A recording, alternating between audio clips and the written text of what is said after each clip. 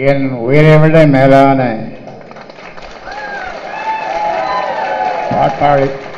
பாட்டாளி சொந்தங்களே, இங்கே திரளாக வந்திருக்கின்ற நம்முடைய தலைவர் சொன்ன மாதிரி ஆக்கும் சக்தி, காக்கும் சக்தி, தீமைகளை அழிக்கும் சக்தியாக விளங்குகின்ற நம்முடைய தாய்மார்கள், பத்திரிகை நண்பர்கள், உங்கள் அனைவருக்கும் என்னுடைய வணக்கத்தை தெரிவித்துக் கொள்கின்றேன்.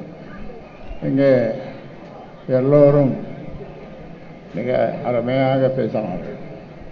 பாட்டாளி மக்கள் கட்சியினுடைய கொள்கையே, அவர்களுக்கு கட்சியினருக்கு நாங்கள் இடுகின்ற கட்டளையே மக்களிடம் செல்லுங்கள், மக்களை பற்றி தெரிந்து கொள்ளுங்கள், மக்களோடு மக்களாக வாழுங்கள், மக்கள் பிரச்சனைகளை தெரிந்து கொள்ளுங்கள், மக்களுக்காக பேசுங்கள், மக்களுக்கு பணி செய்வதே அவருடைய கடமையாக கொள்ளுங்கள் என்றுதான் நாங்கள் பயிற்சி கொடுக்கிறோம்.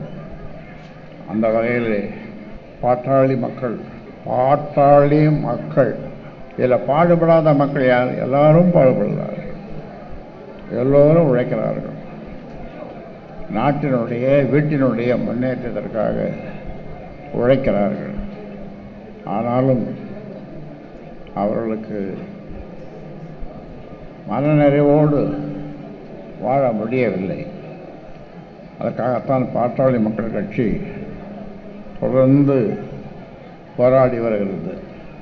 இங்கே ஒரு செய்தியை சொல்ல வேண்டும். சொன்னால் இதுதான்,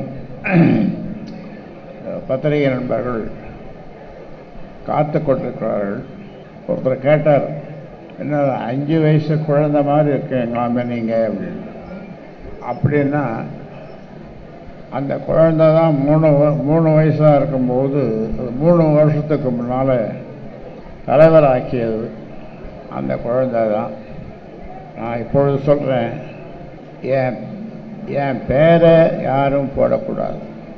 இனிஷியல் வேணும்னா போட்டுக்கலாம், இனிஷியலாக போட்டுக்கலாம், ஆனால் என் பேரை போடக்கூடாது. ஏனென்றால் என் பேச்சை கேட்கலன்னா என்ன? தந்தை சொல் மிக்க மந்திரம் இல்லை.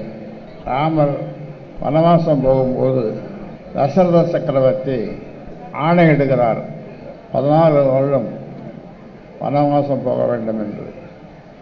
அப்பொழுது ராமருடைய முகம் அன்றலர்ந்த செந்தாமரை போல் இருந்ததாம்.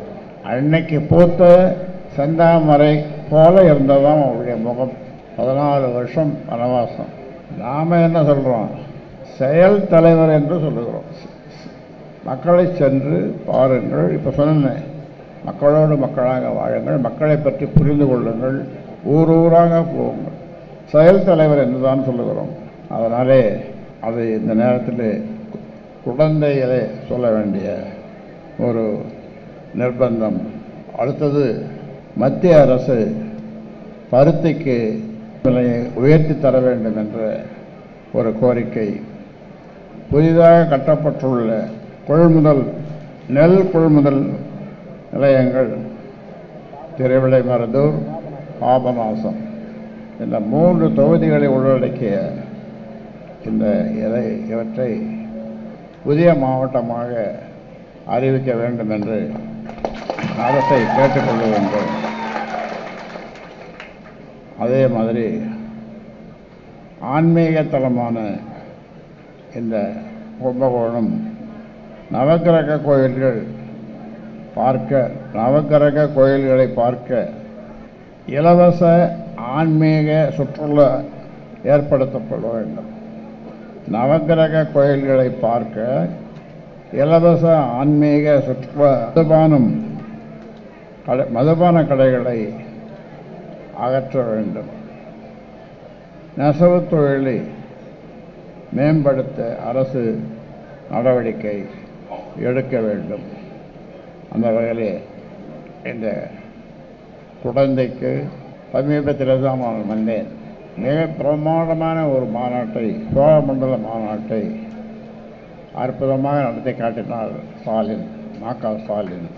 ஒரு மாநாடு என்றால் எப்படி இருக்க வேண்டும், எப்படி எல்லா அமைப்புகளையும், மேடை அமைப்பிலிருந்து எல்லாவற்றையும் கச்சிதமாக தனி ஒருவனாக மட்டுமல்ல, அவருடைய தொண்டர்களும் எல்லோரும் சேர்ந்து சிறப்பாக செய்தார்கள். இப்பொழுது உங்களை நாங்கள் இங்கே பாதி பேர் பெண்கள் வந்திருக்கின்றீர்கள். நீங்கள் பூம்புகாருக்கு வாருங்கள், கண்ணகி பிறந்த அந்த ஊருக்கு வாருங்கள்.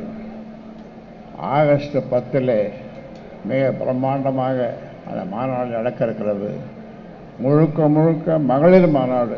கிட்டத்தட்ட 2 லட்சம், குறைந்தது 2 லட்சம் பெண்கள் கூடுகிறார்கள். அதனால் நீங்கள் அனைவரும் வர வேண்டும் என்று உங்களை அழைக்க நானும் வந்திருக்கிறேன். அதனாலே அதையும் இந்த நேரத்தில் சொல்லி, இந்த மாவட்ட பொதுக்குழு கூட்டம் மிகப்பெரிய அளவில் நடத்தப்பட்டிருக்கிறது. அது முதல்ல சொல்லிட்டு இனிமே பண்ணி, அதனால் அனைவருக்கும் என்னுடைய வணக்கத்தை தெரிவித்து முடிக்கிறேன். வணக்கம்.